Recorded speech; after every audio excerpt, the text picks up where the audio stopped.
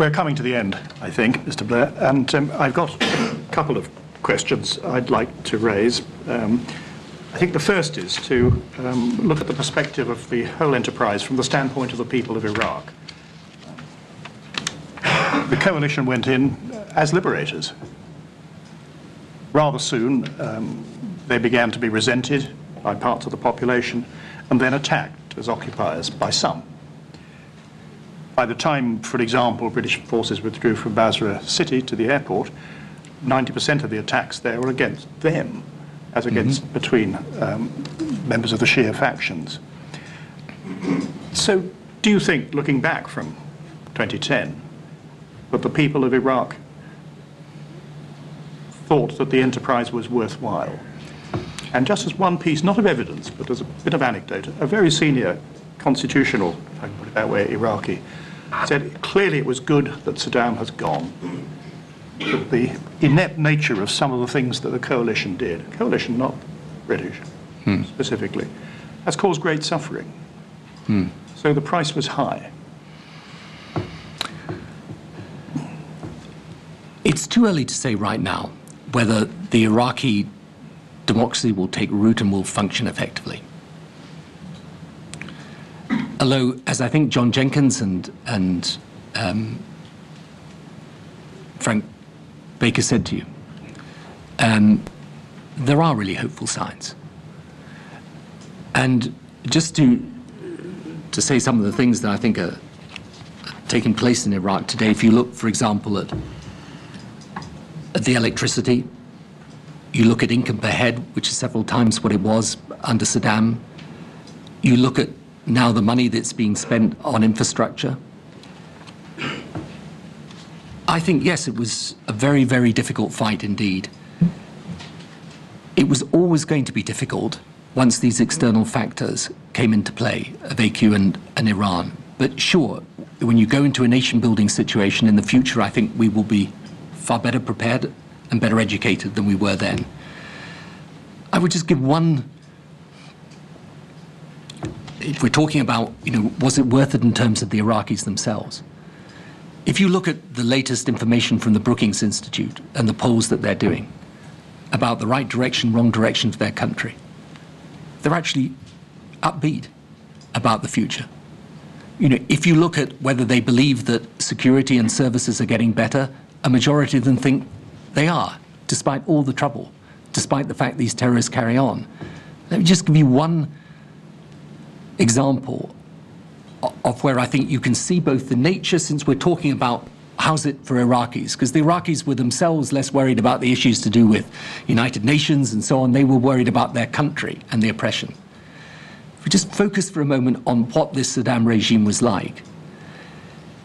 In 2000 and 2001 and 2002, they had a child mortality rate of 130 per 1,000 children under the age of 5, worse than the Congo. That was despite the fact that Saddam had as much money as he wanted for immunization programs and medicines for those children.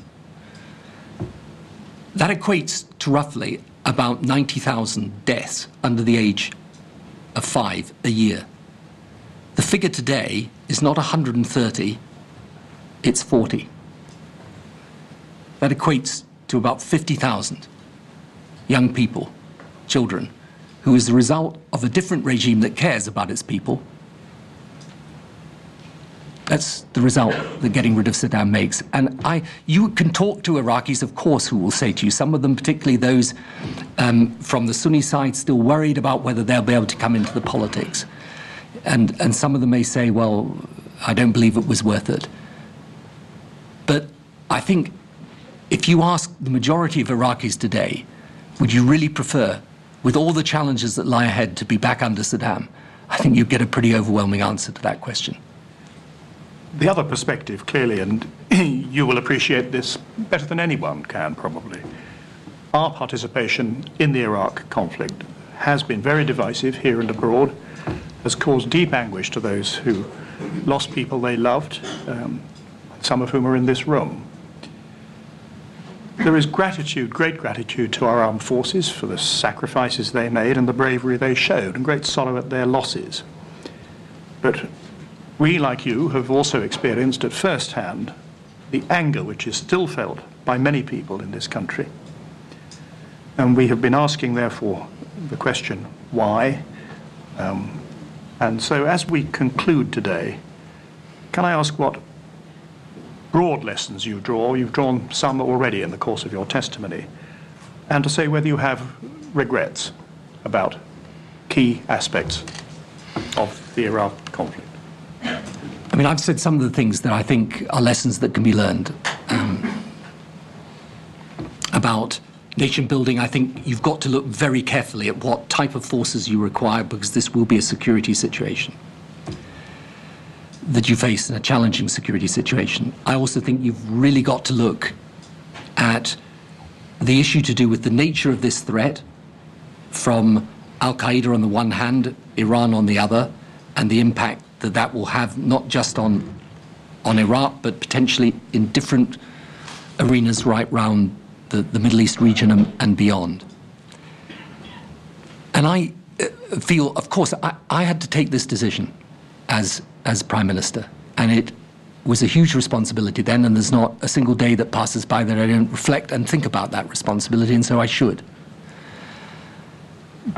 But I genuinely believe that if we had left Saddam in power, even with what we know now, we would still have had to have dealt with him, possibly in circumstances where the threat was worse, and possibly in circumstances where it was hard to mobilize any support for dealing with that threat. And I think we live in a completely new security environment today. I thought that then, I think that now. It's why I've said this to you a number of times today. I take a very hard, tough line on Iran today, and many of the same arguments apply.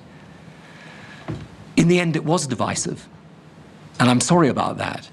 And I tried my level best to bring people back together again. But if I'm asked whether I believe we are safer, more secure, that Iraq is better, but our own security is better, with Saddam and his two sons out of power and out of office than in office, I believe indeed that we are. And I think in time to come, if Iraq becomes, as I hope and believe that it will, the country that its people want to see, then we can look back, and in particular our armed forces can look back, with an immense sense of pride and achievement in what they did. And no regrets? Responsibility, but not a regret for removing Saddam Hussein. I think he was Be quiet, please.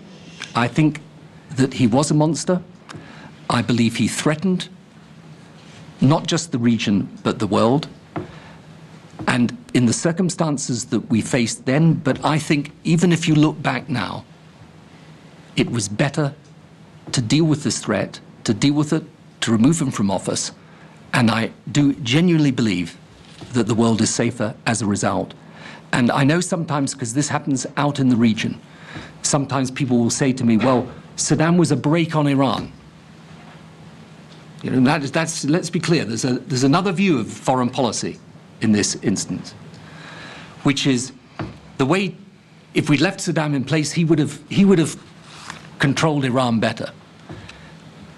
I really think it's time we learnt, as a matter of sensible foreign policy, that the way to deal with one dictatorial threat is not to back another. That actually the best answer to what is happening in Iran is to allow the Iraqi people the freedom and democratic choice that we enjoy in countries like ours. Thank you. This brings us, I think, to the end of today's hearings. Is there any final comment beyond those you already made that you would wish to add before we close? No. In that case, can I say two things? The first is that there clearly are considerable limits to what we can cover in one day. The inquiry still has much work to do. And among other things, our witness today, Mr. Blair, has drawn attention to a number of dimensions arising out of Iran and its behaviour, which I think we shall want to pursue. Can I, with that, thank our witness for a long day of testimony, a long, hard day, I think, and thank very much those of you who have been here as witnesses to this session, as to those who were present in the morning session. Thank you all very much indeed.